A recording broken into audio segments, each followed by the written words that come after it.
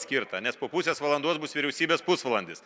Tai kažkaip reikėtų laikė apsibriežti, tada gal išklausom pranešėjų, tada klausimų atsakymų sesija ir tada, jeigu dar bus laiko diskusija, jeigu nebus laiko vyriausybės pusvalandį. Galim taip sutarti, kad iš pusės valandos neišlipti.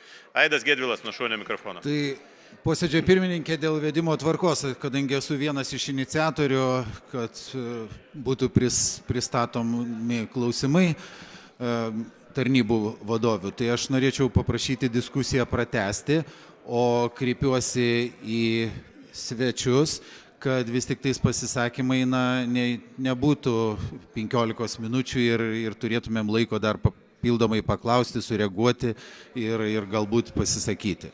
Kiek jūs siūlot pratęsti diskusiją? Bent 15 minučių būtų prašymas. Tuoj pasibalsuosim, paklausysim Vytautas Mitalas nuo šonio. Pirmininkė, kada balsuosim dėl odontologų rūmų pagaliau? Po pietų. Ar greit subalsuojam ir tada... Ne, viskas, po pietų.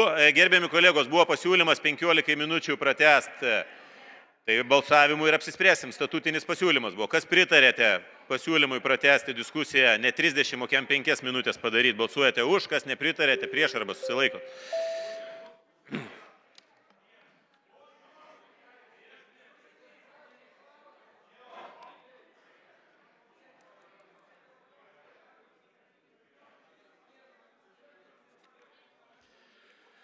Tai balsavo 54 Seimo nariai, už 18, prieš 28, susilaikė 8, diskusijai lieka taip, kaip numatyta, pusės valandos ir kviečiam į tribūną pirmą pranešėją, tai Vaiko teisių apsaugos kontrolierė Edita Žiobienė, man pirmoji parašyta, ne?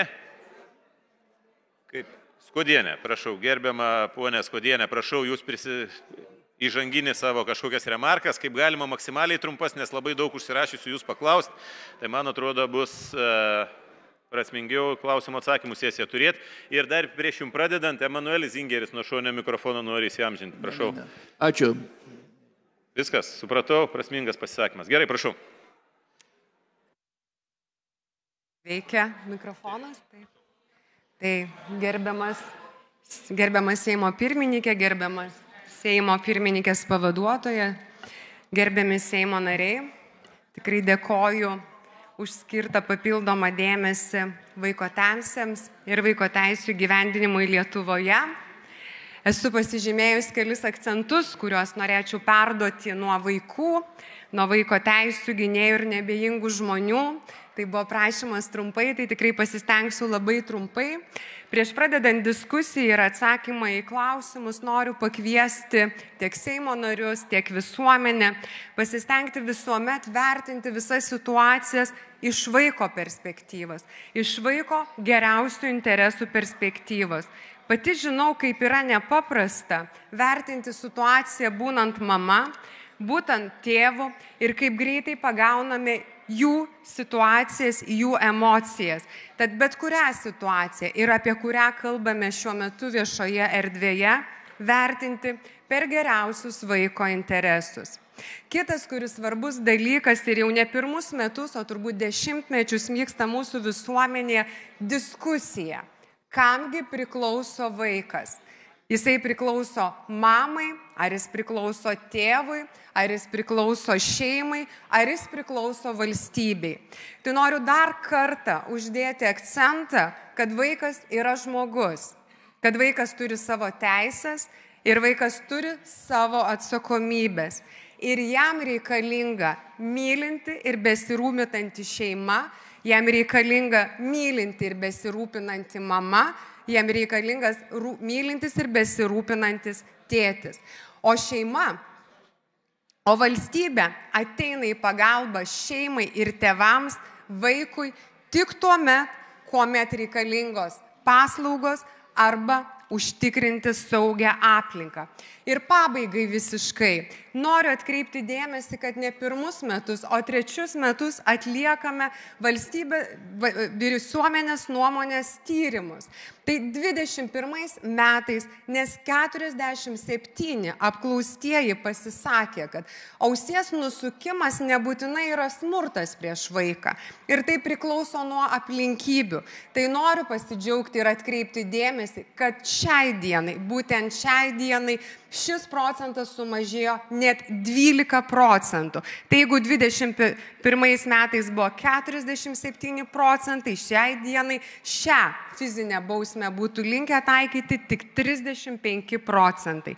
Gal ne taip keičiasi greitai fizinių bausmių taikymas. Jeigu 21 metais 50 procentų apklaustųjų, pusė apklaustųjų būtų linkę taikyti fizinės bausmes vaikams, kur priklauso nuo aplinkybių, tai šiai dienai turime jau tik 45 procentus. Visuomenės nuomonė, mūsų požiūris, santykis nekinta taip greitai, bet noriu pabrėžti, kad esame teisingame kelyje. Ačiū. Tai esu pasiruošus atsakyti į jūsų klausimus. Dėkui labai. Suprantu ir vaiko teisų apsaugos kontrolierė irgi Edita Žiobienė pasisakys trumpai. Tai gerbiamas Skuodienė, prašau, jeigu galite ten atsisėsti į vietą iš šonę, kur prieš tai buvot, ir iš vietos galėsite atsakinėti. Mindaugas Puidokas, nuo šonio mikrofono. Tai aš norėjau paprašyti, kad gerbiamą kontrolierė būtent apie konkrečią situaciją kalbėtų, nes mes dėl to ir kvietėmės. Gerbiamą vadovę truputėlį, reiškia, į kitus dalykus akcentus sudėliojo. Gerai. Petras Gražulis, nuo šonio mikrofono. Gerbiamas pirmininkaujantis, kadangi iniciatorius esu, užsirašiau, buvau aukščiau, netyčia įsibraukiau, o dabar paskutinis paklaustų užsirašiau. Ką daryti? Nu, čia jau nieko nepadarysi. Bet iniciatoriai turi pirmumo teisę. Viskas jau padaryta, Petrai. Prašau, gerbiamą kontrolierę. Labadiena, gerbiami Seimo nariai, gerbiamas pirmininkaujantis. Iš tikrųjų, susirinkom labai sudėtingų klausimų. Ir manau, kad tai yra labai skaudus ir sunkus klausimas. Teismo sprendimų vykdymo klausimą turbūt labai gerai prisimena ypatingai ilgamečiai Seimo nariai, ne pirmą kadenciją esantys.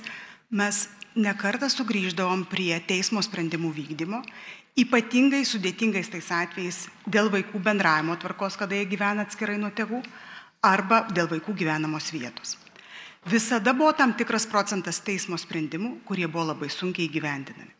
Primenu, kada buvo keičiamas vaiko pagrindų įstatymas, buvo labai svarbus dalykai galvoti apie tai, kokiomis paslaugomis padėti tėvams, kad jie laikytųsi teismo sprendimų. Nes dažnai visgi pastebima, kad teismo sprendimo įgyvendinimo klausimas yra apsunkinamas jų pačių tarpusavio blogais santykiais, konfliktiniais santykiais. Todėl, būtent priimant naują vaiko teisių pagrindų įstatymo redakciją, šalia to ėjo visa eilė paslaugų. Pirmiausia, atvejo vadyba reglamentavusi, atitinkamai šeimos mediacija buvo įvesta, ko prieš tai iš viso nebuvo, taip pat ir teisminė mediacija, taip pat psichologai. Psichologų atsiradimas įvairiuose teismo proceso stadijose ir taip pat teismo vykdyme.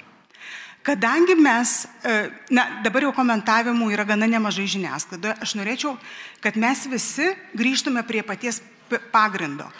Vaiko paėmimas iš šeimos ir teismo sprendimo vykdymas galimas dviem skirtingais būdais. Vienas yra teismo sprendimas, kada yra įgyvendinama antstolio pagal vykdomąjį raštą. Tada antstolis vadovaudamasis vykdymo instrukcija, kurioje labai aiškiai reglamentuota, ką jis gali pasitelkti antstolį, psichologus, policijos pareigūnus ir taip toliau, vaiko teisių tarnybą įgyvendina antstolis. Kitas variantas yra pagal vaiko teisių pagrindų įstatymą, kada vaikas turi būti paimtas iš šeimos. Primenu, kada buvo daug diskusijų dėl 18 metų įsigaliojus 18 metais įstatymo vaiko teisių pagrindų redakcijos, labai didelis diskusijos buvo ir aš buvau tikrai vienas iš tų didžiųjų iniciatorių, kad visais atvejais, kada vaikas būtų paimamas iš šeimos, visiškai visada tai būtų teismo sankcionuotas dalykas. Ir kad tai būtų tik tai teismo įvertintos funkcijos. Primenu, anksčiau būdavo įvairiai, tikrai vaiko teisių institucijas, vaiko teisių skyriai savivaldybių imdavo vaikus, kartais patekdavo į ligoninę, įvairiausių dalykų mes turėjom iš tikrųjų ir tų daugkartinių paėmimų iš tos pačios šeimos. Tai čia iki 18 metų įstatymo įsigaliojimo. Pagal 18 metų įstatymo redakciją jau vaiko teisių tarnyba pati savarankiškai negali imti. Jeigu mes kalbam vėlgi iš to vaiko teisų pagrindų įstatymo, vaiką galima paimti su teismo sprendimu tik tai tada, kada yra vienas iš 3 variantų. Tai yra tikrai labai kraštutinė priemonė, nes visada turi būti pagalba šeimai ir stengiantis išlaikyti vaikus su tėvais, ar su vienu iš tėvų, ar su abiem. Ir tai yra galima tik tada, kada yra grėsmė sveikatai, gyvybei, vaiko saugumui. Ir tokiu atveju ne antstolis vykdo sprendimą, o vykdo vaiko teisų tarnyba pasitelkdama policiją. Šitoj konkrečioje situacijoje negaliu jums to komentuoti, kadangi gerbiu vaiko privatų gyvenimą. Bet šitoj vietoje labai prašau jūsų girdėti tuos palyginimus, ką aš jums pasakiau. Toliau. Paprastai, kada yra konfliktinės situacijos, mes labai visi tikimės, kad mediacijos pagalba, psichologinė pagalba, atvejo vadyba, tėvai supras savo vaidmenį. Esminis momentas visada, ypatingai konfliktinėse, supraskit, gražių istorijų kontrolieriaus įstaiga niekada negauna. Tikrai yra žmonių, kurie sugeba taikiai išsiskirti, bet mes apie juos praktiškai nežinom. Nežinau, vaiko teisų įvaikinimo tarnyba žino, bet irgi netiek daug turbūt. Nes tos šeimos tiesiog taikiu būdu dažnai netaiko sutartim susitarė. Dabar sudėtingais atvejais vis tiek turi būti mediacija, psichologinė pagalba tėvams padėti suprasti. Pagrindinė žinutė ir pagrindinė mintis tėvams. Jie išsiskiria kaip sutuoktiniai, kaip gyvenimo draugai, bet kaip tėvai jie neišsiskiria niekada. Niekada jie neišsiskiria, nes už savo vaiką jie yra atsakingi abu. Nepriklausomai kurio iš jų nustatyta gyvenama vieta su vaiku, jie abu yra vienodai svarbus, jeigu nebent būtų apribotos teisės. Visais kitais atvejais, net kaip dažnai matosi ar nesimato su savo vaiku, visus klausimus susijusius su vaikus jie turi priimti kartu. Ir tada iš tikrųjų, jeigu jie nesugeba susitarti, jeigu jie konfliktuoja, tai tampa labai sudėtinga. Dėl ko buvo jungtos visos paslaugos įmanomos ir dėl ko kiekvieną tokį atvejį įtraukia į atvejo vadybą ir stengiasi jiems padėti. Tokių situacijų yra dėja ne viena, kada tėvai nesugeba susitarti. Ką jie daro, iš ko mes tą pastebim labiausiai, labai dažnai tai yra tarpusavio kaltinimai, smurtu, įvairių smurtu. Įvairiom rūšim, tai ką jūs turit vaiko teisų pagrindų įstatymą. Ir šita istorija yra neišimtis. Ir yra visa eilė iki teisminių tyrimų pradėti, atsiprašau, labai turiu pabaigti, pradėti iki teisminį tyrimą, pradėti ir nutraukta, arba jie net nėra pradėti. Tai yra visa eilė tokių dalykų ir šioje konkrečioje situacijoje. Visa tai apsunkina labai stipriai.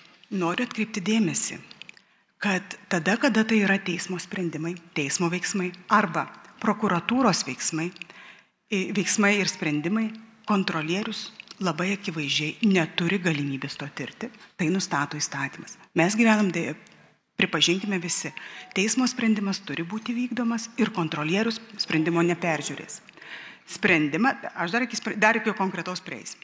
Dabar visais atvejais tai turi būti labai akivaizdu, pačios institucijos turi pasiruošti. Ir dabar prieinam prie to konkretaus teismo sprendimo. Tai, ką mes turėjome čia, šitoj konkrečioje situacijoje. Vyksta tyrimas ir nenorėdama labai taip spekuliuoti, neturint visiškai pilnos visos informacijos, negalėčiau daug jums šiuo atveju pasakyti. Tačiau yra akivaizdu, kad tai, ką mes visi matėm, kiekvienam empatijos jausmą turinčiam žmogui nesinorėtų nei matyti, nei girdėti taip, ką mes visi pamatėm. Ir ką pamatė visa visuomenė. Tai yra tikrai blogai. Tai yra tikrai blogai.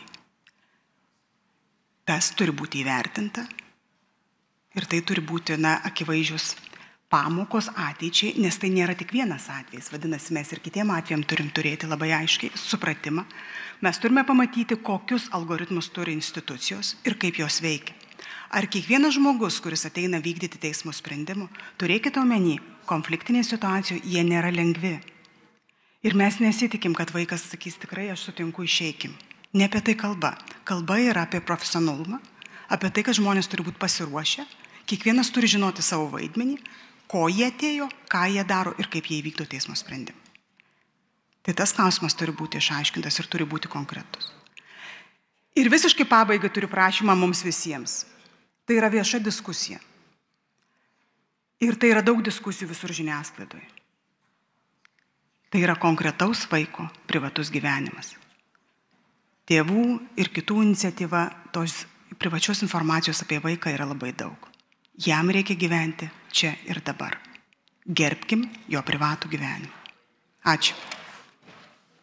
Dėkui labai, gerbiama kontrolierė, tai galit prisėsti ir pereisim prie klausimų atsakymų. Tai klausimas toj bus pačiam, ne? Kodėl vedimo tvarkos?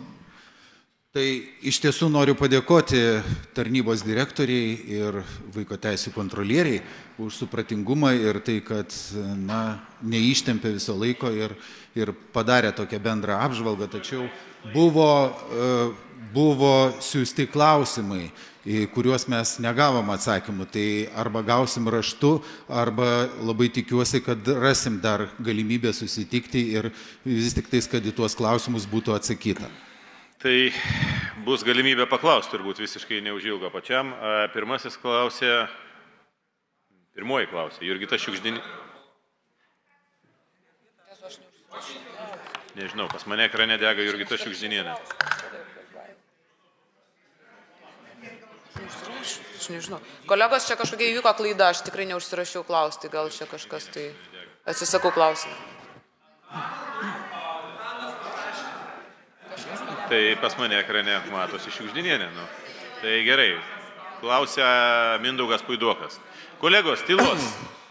Gerai, tai dėkui, iš tikrųjų labai jautrus ir sudėtingas klausimas ir akivaizdu, kad vaiko psichiniai sveikatai padaryta greičiausiai visą gyvenimą išliksanti netitaisoma žala, nes tokie dalykai nepasimiršta. Ir paviešinti vaiko paėmimo procedūros metodai niekaip nesusiję nei su humanišku, nei su profesionaliu pareigūnų elgesiu su vaiku, nei su elementariomis moralinėmis normomis. Tai prašau informuoti, ar šis atvejis jūsų vadovaujamoje tarnyboje buvo išsamei tirtas, jei taip, kokios buvo šio tyrimo išvados, ar buvo nubausti atsakingi darbuotojai, kokia buvo nuobauda, ar jie buvo nušalinti nuo darbo vaiko teisų apsaugos ir įvaikinimo tarnyboje, ar jie šiuo metu dar dirba, kodėl apie tyrimą ir nuobaudas po to, kai visa šita informacija pasklido, nebuvo paviešinta visuomenėje, siekiant gerinti pasitikėjimą jūsų vadovaujamą tarnybą, nes akivaizdu, kad smūgis pasitikėjimui žmonių ir visuomenės tarnyba buvo didžiulis. Ir į šitus klausimus tikrai norėtųsi tikslių ir aiškių atsakymų, nes probleminių atvejų, tokių kaip šis ir labai skaudžių, tikrai yra labai daug, kur yra labai aiškios pareigūnų pavardės ir tam pačiam Kaune, ir reikia tuos atsakymus visuomeniai žinoti. Dėkui. Prašau, kas atsakys. Ačiū už klausimą. Tikrai turbūt svarbu pasakyti, kad tas įrašas, kuris buvo paplatintas gruodžio 3 dieną viešoje erdvėje, jį pamačius tikrai reagavau ir kaip žmogus, ir kaip mama, ir kaip įstaigos vadovė, ir įvairiais jausmais, tuo pačiu ir pykčio apie tai, kaip mes veikiam, kodėl mes veikiam ir ką tai darom. Ir iš karto informavau ministrę, iš karto ėmėmės veiksmų, sukontaktavau su kolegom, susijungėm analizuoti, tai buvo iškart sekmadienį. Ir turbūt tie pirminiai jausmai, kuriuos skubam įsijausti į suaugusių žmonių, į vaiko jausmus, tikrai yra labai stiprus. Bet gavus tą informaciją, su kuria susipažinau, neskubėjau nuvertinti, kaip jūs sakot, ar atleidot, ar kokie nušalinimai, todėl kad tos aplinkybės yra visos, tai yra, kaip jau minėta, 5 metų situacija. Toje eigoje buvo 46 pranešimai dėl galimų vaiko teisų pažeidimų. Situacija yra kompleksinė. Ir aš pirmadienį iš karto inicijavau tyrimą, iš karto inicijavau pasikreipimą į policiją dėl vaizdo įrašo, iš karto paprašiau kolegų paaiškinimo, tuo pačiu paprašiau policijos kolegų, kurie dalyvavo įvykio paaiškinime. Ir kas yra labai svarbu, aš pasikėliau visus dokumentus, kurie yra susiję su ta byla. Labai noriu atkreipti dėmesį, kad rugsėjo 12 dienos, 21 dienos įvykiai tuo nesibaigė ir buvo teismo procesai. Teismas įvyko spalio 19 dieną, kuriam buvo pateikti šie vaizdo įrašai. Aš noriu pasituoti Išvada teismo pasisakymo iš jo nutarties, kodėl neskubėjau atleisti žmonių, kodėl neskubėjau įvertinti, o ryžausi laukti išsamaus tyrimo rezultatų. Teismo 2 sakiniai. Iš teismo nutarties spalio 19 dienos. Ieškovės atstovės 2023 metų spalio 13 dienos pateiktas vaizdo įrašas atskleidžia akivaizdų ieškovės nusiteikimą prieš tarnybos specialistus. Ieškovės negebėjimą valdyti savo emocijų, jų neperteikiant mažamečiai vaikui. Arba sąmoningą jų demonstravimą ir perkelimą vaikui. Dėl ieškovės veiksmų sudėtingoje situacijoje esančiam vaikui papildomos įtampos ir baimės kelimą. Jos poveikį vaiko emociniai būsenai. Toks motinos elgesys netitinka vaiko interesų ir tai matyti iš vaizdo įrašuose fiksuotos vaiko reakcijos. Tai yra tik trumpa ištrauka ir ką noriu pabrėžti, kad teismas jau įvertino turimus įrašus. Aš nenoriu pateisinti darbuotojų, aš nenoriu pateisinti savęs, bet aš noriu paprašyti sudaryti laiko įvertinti visas aplinkybės ir tai yra ne valandos ir ne 2 valandų trukęs procesas. Dėkui labai, klausia Aidas Gedvilas. Gerbiama Vaiko teisų apsaugos ir įvaikinimo tarnybos direktorė. Sprendžiant iš informacijos, kuri yra viešoje erdvėje, o taip pat iš tos, kurią gaunu asmeniškai iš žmonių, turėjusių nelaimę susidurti su jūsų tarnyba, tampa akivaizdu, kad jūsų tarnybos darbuotojams kartais trūksta kompetencijos bei teisinių žinių.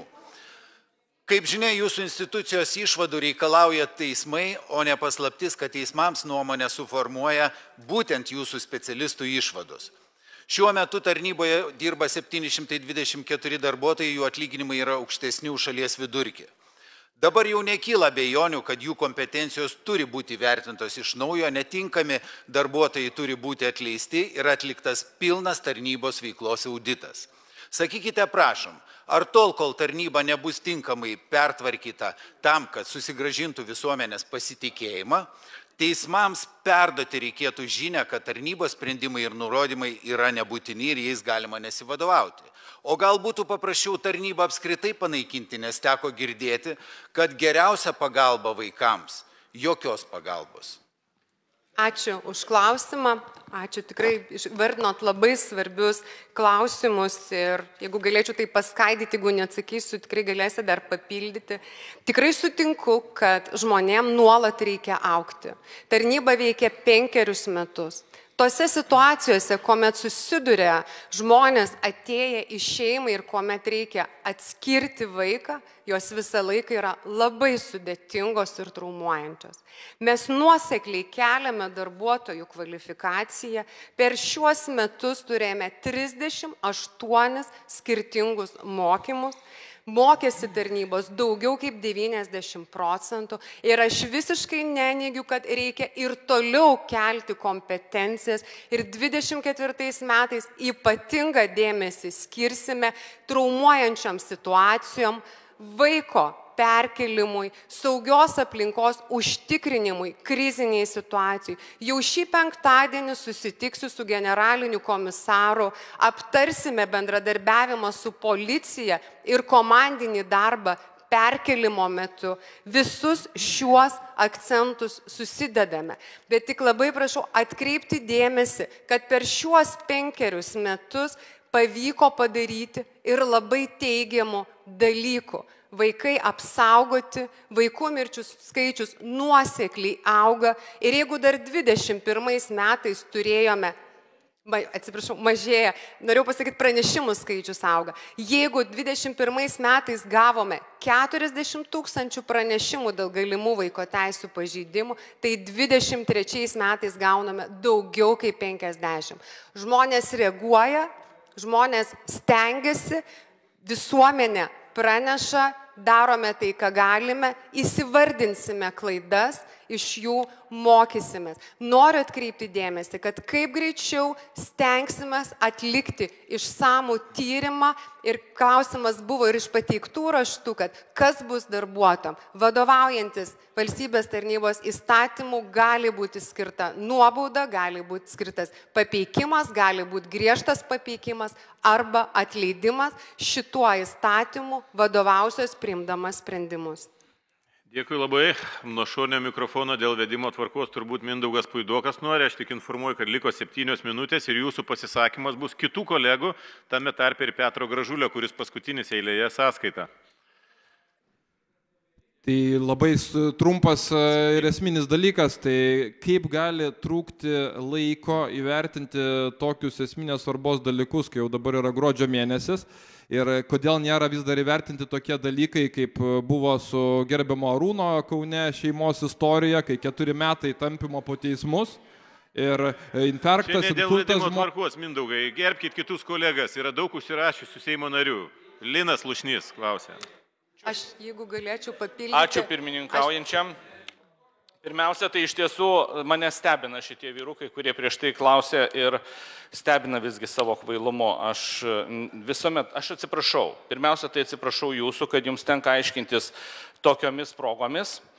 Ir už politikus, visada sakiau ir būsiu toj pozicijoje, kad nemanau, kad taip turi būti.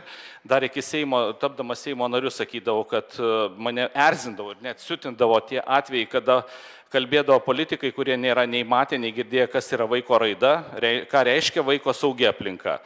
Aš klausiu, kaip manote, kokią įtaką daro tarnybų darbui toks politikų žaidimas ir triukšmavimas? Kiek tai trukdo? Ar padeda priimti ateityje sprendimus dėl vaiko saugumo? Ačiū. Toks turbūt klausimas yra labai jautrus ir turbūt ir aš asmeniškai ir mano kolegos.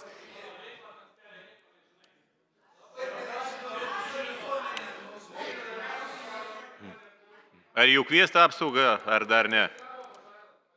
Dar palauk, gerai, luktersiu dar. Tai prašau, atsakys kažkas, atsakėt, ar neverta čia atsakinėti? Tikrai klausimas jūsų yra jautrus ir nepaprasta. Noriu perduoti ir žmonių, kurie reaguoja. Būnant man čia pusvalandį, kolegos reagavo 3 kartus, reaguojame Lietuvoje kas 9 minutės. Tikrai nėra paprasta tokiomis situacijomis reaguoti, padėti vaikui ir šeimai. Kviečiu, nuolat kalbuosi su kolegomis, palaikau ir tikiu tą svarbę misiją, kurią šiomis dienomis, šiais metais ir paskutiniais 6 metais įgyvendiname. Dėkui labai, klausė Rima Baškienė. Dėkoju, labai trumpas ir esminis klausimas. Kokias iš to padarysime išvadas? Ir ar skaudžių klaidų taisymui pakanka teisės aktų, galbūt jūs pasiūlysite, ką galėtumėm tobulinti, ar tai priemonių kokių, nes bendras veikimas tik tais gali duoti rezultatą iš šitos tikrai sunkios padėties. Ačiū. Iš tikrųjų, tą bandžiau pasakyti ir tribūnoje. Visais atvejais analizuodami norim pastebėti, kokie yra trūkumai. Ir pirmiausia, norim pažiūrėti, koks yra iš tikrųjų reglamentavimas, nustatytas algoritmas, kaip institucijos veikia, ar joms užtenka. Nesu tikra, ar reikia įstatyminę normą keisti. Čia greičiau turbūt yra įgyvendinimo dalykai ir po įstatyminių aktų klausimas. Ką mes turim.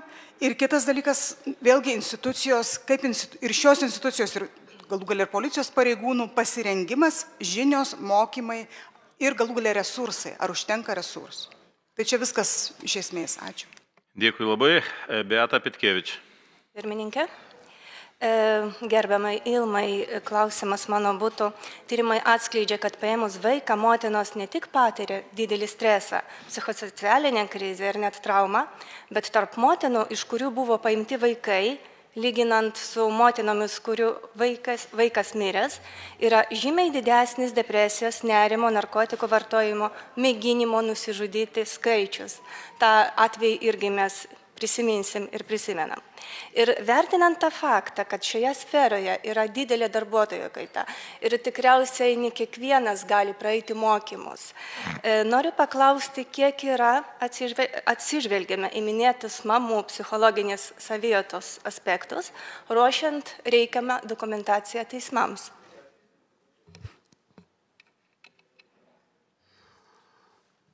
Ačiū už klausimą. Tikrai paėmimo situacijose visuomet kalbu su kolegomis ir organizuojame tam ir skirtus mokymus, kad yra svarbu vaikas ir patys tėvai, kurie išgyvena paėmimą po.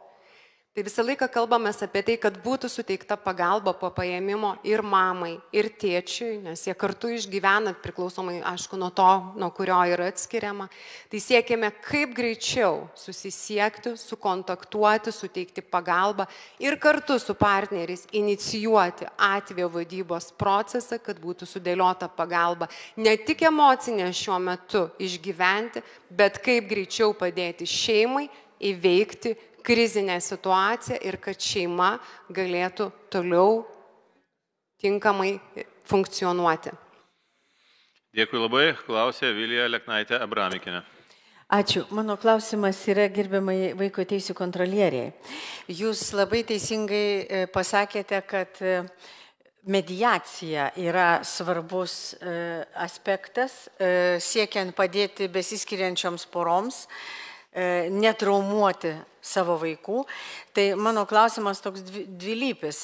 Viena vertus, ar iš tikrųjų visiems yra prieinamos Lietuvoje mediacijos paslaugos? O kitas dalykas, Olandijos specialistai, su kuriais neseniai teko bendrauti, sako, kad Olandijoje teismai turi teisę atidėti skyrybų bylą, sprendimą, tol kol tėvai neparengia bendro rūpinimosi vaikų plano. Ir tai skatina juos valdyti savo emocijas ir labiau galvoti apie vaiką, o ne išnaudoti jį kaip priemonę prieš kitą sutuoktinį. Ar mes galime irgi tikėtis, kad Lietuva eis šituo keliu? Ačiū. Ačiū. Tikrai labai vertingas klausimas. Mediacija pakankamai naujas institutas Lietuvoje ir mediatorių gretos jau gana plačius, aišku, ten irgi reikia dar stiprinti ir didinti. Valstybė, man rodo, skiria 6 valandas nemokamai, visa kita galėtų būti pačių klientų mokėjimo klausimas. Tai yra tikrai nedaug ir tada reikia iš tikrųjų galvoti, kiek valstybė galėtų tam daugiau skirti, nes aišku, dar, sakykime taip, dar yra dalis žmonių, kurie atsisako tos mediacijos. Ir va čia tie konfliktiniai atvejai dar yra sudėtingesni. Bet iš principo jų turi būti daug. Aš sakau apie skyrybų bylą. Bet aišku, dar yra prie atvejo vadybos taip pat gali būti skirta mediacija. O dėl to jūsų minėto atveju, kad tėvai turėtų susitarti, kiek įmanoma iš tikrųjų pastangų ir teisėjas matyt deda į tą susitarimą ir visi kiti, bet aišku, jūsų minėtas pavyzdys yra labai geras. Sutinku, labai geras pavyzdys. Dėkui labai, gerbiami kolegos. Klausimams skirtas laikas baigėsi, bet kadangi kol ministrai eina į savo vietas, vyriausybės pusvalandžių, jeigu labai trumpą klausimą Robertas Šarknickas paskutinį ir uždarinėjom. Dėkoju. Labai glaustai. Dėkoju, gerbiamas pirmininkaujantis. Aš iš savo patirties. Aš buvau 4 klasėje išplėštas iš mylimos mokytojos, kurie atstoja man kaip mama. Ir tas dalykas mane irgi sukrėtė tai, ką pamačiau. Man liko kaip nuotrauka. Aš tikiuosi, tam berniukui neliks nuotraukos, nes yra socialiniai darbuotojai, psichologai. Tais laikais mes jų neturėjome vaikų globos namuose. Mano klausimas būtų, susijaudinau šiek tiek, bet tas atvejis, kraštutinis atvejis, kuris įvyko, aš neteisinu nei vienos pusės dabar, aš žiūriu tik į vaiką. Ar buvo galimybė mamą ir berniuką į krizių centrą išvežti, gal pakol išsiaiškins? Viskas. Robertai, mes vėluojam ir taip, aš labai gražiai prašiau jūsų, nes jūs jau laiką viršijot. Jeigu labai trumpai kažkas atsakytumėt ir judam prie vyriausybės pusvalandžio. Ačiū už klausimą, ačiū už pasidalinimą savo patirtim. Kiekvieno žmogaus patirtis pasidalinti yra tikrai labai svarbi, gerinant ir kuriant saugią paslaugą ir prieimą prie vaiko ir šeimos. Tai, ką jūs sakot ir tai, kokie dabar siūlymai yra teikti, tikrai į visus siūlymus atsižvelgsim, į visus siūlymus įvertinsim ir klausimas, ar galima kitaip, ar galima geriau. Aš visuomet atsakau, visuomet galima geriau daugiau, jautriau, empatiškiau ir to stengsime siekti. Ačiū. Ačiū labai gerbiamas pranešėjas. Viskas šito klausimo klausimą, svarstymą baigiam. Judam prie vyriausybės pusvalandžio. Ir pirmasis klausė, tai pakeiskim, Aliau, pakeiskim klausimą. Aurelijus Veryga, prašau. Dėkuoju,